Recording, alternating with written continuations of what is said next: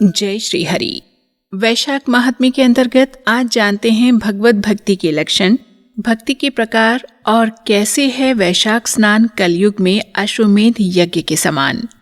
ये जानना सच में रुचिकर है कि कलयुग में अश्वमेध यज्ञ का अनुष्ठान तो नहीं हो सकता, लेकिन इस समय वैशाख मास का स्नान अश्वमेध यज्ञ के समान विहित है। तो आज जानते हैं इन्हीं तीनों तथ्यों के बारे में, भगवत भक्ति के लक्षण, भक्ति के प्रकार और कलयुग में कैसे है वैशाख स्नान अश्वमेध यज्ञ के समान। महर्षि नारद और राजा अम्बरीश का वार्तालाप चल रहा था। राजा अम्बरीश बोले, मुनिश्रेष्ठ, आपने बड़ी अच्छी बात बताई, इसके लिए आपको धन्यवाद। आप संपूर्ण लोकों पर अनुग्रह करने वाले हैं। आपने भगवान विष्णु के सगुण एवं निर्गुण ध्यान का वर्णन किया। अब आप भक्ति का लक्षण बतलाइए। साधुओं पर सदा कृपा बरसाने वाले नारद जी, मुझे ये समझाइए कि किस मनुष्य को कब, कहाँ, कैसी और किस प्रकार भक्ति करनी चाहिए। राजाओं में श्रेष्ठ महाराजा अम्बरीश के ये वचन सुनकर देवर्षि नारद को बड़ी प्रसन्नता हुई। वे उनसे बोले, भगवान की भक्ति समस्त पापों का नाश करने वाली होती है। मैं तुमसे उस भक्ति का भलीभांति वर्णन करता हूँ। भक्ति अनेकों प्रकार की बताई गई है, मानसी, वाचिकी, कायिकी, लौकिकी, वैदिकी तथा आध्यात्मिकी। मानसी भक्ति वो है जब भक्ति ध्यान, धारणा, बुद्धि तथा वेदार्थ के चिंतन द्वारा भगवान विष्णु को प्रसन्न करने वाली होती है। अब सुनो, मानसी भक्ति किसे कहते हैं। ध्यान, धारणा, बुद्धि तथा वेदार्थ के चिंतन द्वारा जो श्री हरि विष्णु को प्रसन्न करने वाली भक्ति की जाती है, उसे मानसी भक्ति कहते हैं। अब सुनो, वाचिकी भक्ति किसे कहते हैं। दिन रात अविश्रांत भाव से वेद मंत्रों के उच्चारण, जप तथा आरण्यक आदि के पाठ द्वारा जो भगवान की प्रसन्नता का संपादन किया जाता है, उसका नाम है वाचिकी भक्ति। अब जानो कायिकी भक्ति के विषय में। व्रत, उपवास और नियमों के पालन तथा 5 इंद्रियों के संयम द्वारा की जाने वाली आराधना शरीर से साध्य होने के कारण कायिकी भक्ति कही गई है। यह सब प्रकार की सिद्धियों का संपादन करने वाली है। इसके बाद जानो लौकिकी भक्ति किसे कहते हैं। पाद्य, अर्घ्य आदि उपचार, नृत्य, वाद्य, गीत, जागरण तथा पूजन आदि के द्वारा जो भगवान की सेवा की जाती है, उसे लौकिकी भक्ति कहते हैं। ऋग्वेद, यजुर्वेद और सामवेद के जप, संहिताओं के अध्ययन आदि तथा भविष्य की आहुति, यज्ञ, यागादि के द्वारा की जाने वाली उपासना का नाम वैदिकी भक्ति है।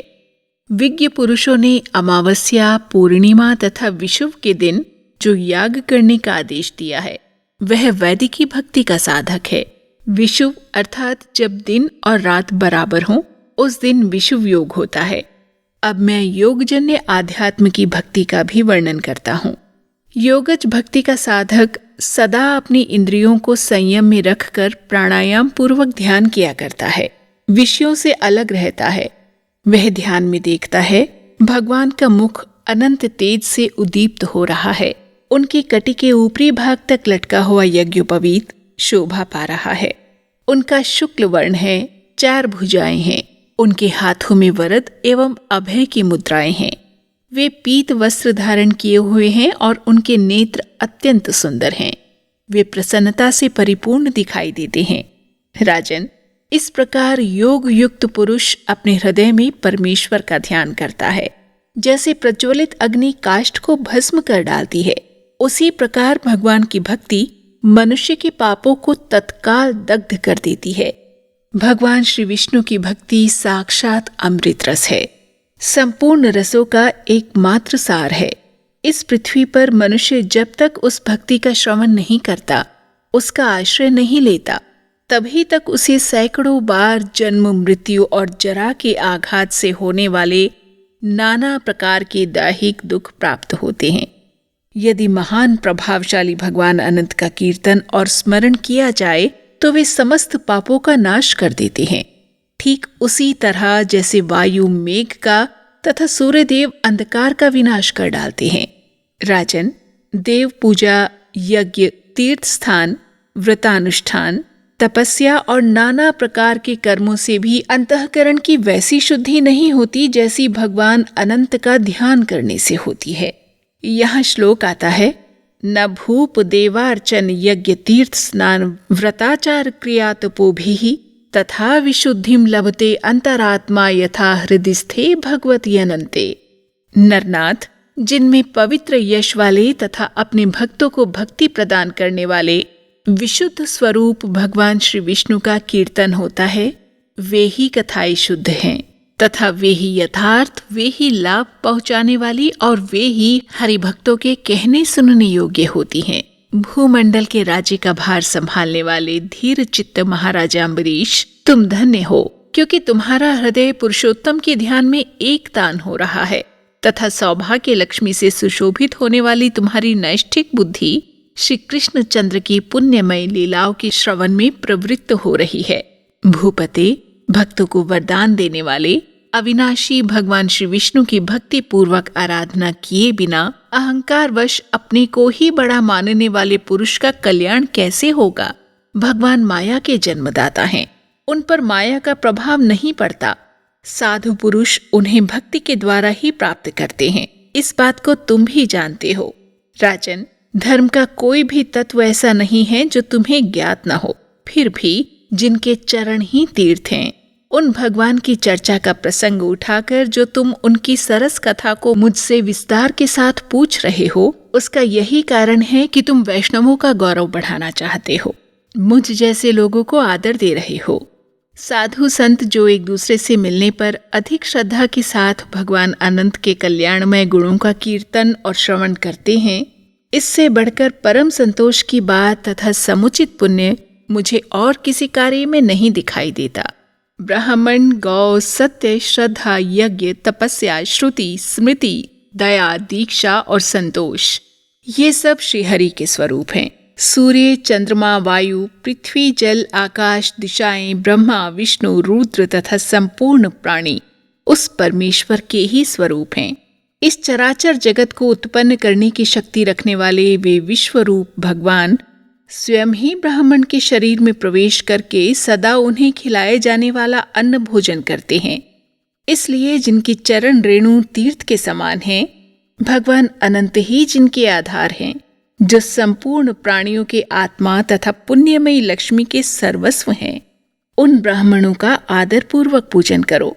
जो विद्वान ब्राह्मण को विष्णु बुद्धि से देखता है, वही सच्चा वैष्णव है तथा वही अपने धर्म में भली भांति स्थित माना जाता है।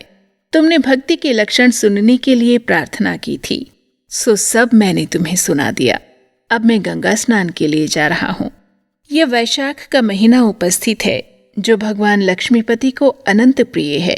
इस माह में जो मनुष्य 1000 योजन दूर से भी गंगा का स्मरण करता है, वह पापी होने पर भी उत्तम गति को प्राप्त होता है।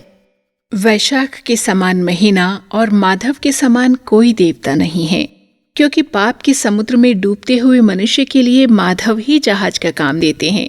इस माधव मास में जो भक्ति पूर्वक दान, जप, हवन और स्नान आदि शुभ कर्म किए जाते हैं, उनका पुण्य अक्षय होता है, 100 करोड़ गुना अधिक होता है।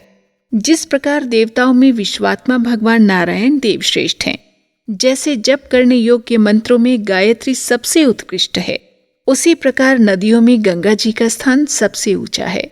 जैसे संपूर्ण स्त्रियों में पार्वती, तपने वालों में सूर्य, लाभों में आरोग्य लाभ, मनुष्यों में ब्राह्मण, पुण्यों में परोपकार, विद्याओं में वेद, मंत्रों में प्रणव, ध्यानों में आत्मचिंतन, तपस्याओं में सत्य और स्वधर्म पालन, शुद्धियों में आत्मशुद्धि, दानों में अभय दान तथा गुणों में लोभ का त्याग ही सबसे प्रधान माना गया है। उसी प्रकार सब मासों में वैशाख मास अत्यंत श्रेष्ठ है। पापों का अंत वैशाख मास में प्रातः स्नान करने से होता है। अंधकार का अंत सूर्य के उदय से तथा पुण्यों का अंत दूसरों की बुराई और चुगली करने से होता है। राजन, कार्तिक मास में जब सूर्य तुला राशि पर होते हैं, उस समय जो स्नान, दान आदि पुण्य कार्य किया जाता है, उसका पुण्य परार्ध गुना अधिक होता है। परार्ध संख्या की पराकाष्ठा का नाम है। आधुनिक गणना के अनुसार यह संख्या शंख या महाशंख कहलाती है। माघ मास में जब मकर राशि पर सूर्य हो तो कार्तिक की अपेक्षा भी 1000 गुना उत्तम फल होता है, और वैशाख मास में मेष की संक्रांति होने पर माघ से भी 100 गुना अधिक पुण्य होता है। वे ही मनुष्य पुण्यात्मा और धन्य हैं जो वैशाख मास में प्रातःकाल स्नान करके विधि विधान से भगवान लक्ष्मीपति की पूजा करते हैं। वैशाख मास में सवेरे का स्नान, यज्ञ, दान, उपवास, हविष्य, भक्षण तथा ब्रह्मचर्य का पालन, ये महान पातकों का नाश करने वाले हैं।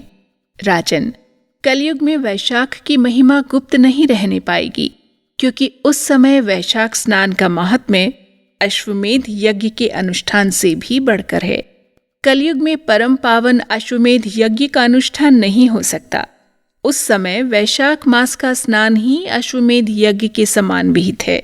कलयुग के अधिकांश मनुष्य पापी होंगे, उनकी बुद्धि पाप में ही आसक्त होगी, इसलिए वे अश्वमेध के पुण्य को, जो स्वर्ग और मोक्ष रूप फल प्रदान करने वाला है, नहीं जान सकेंगे।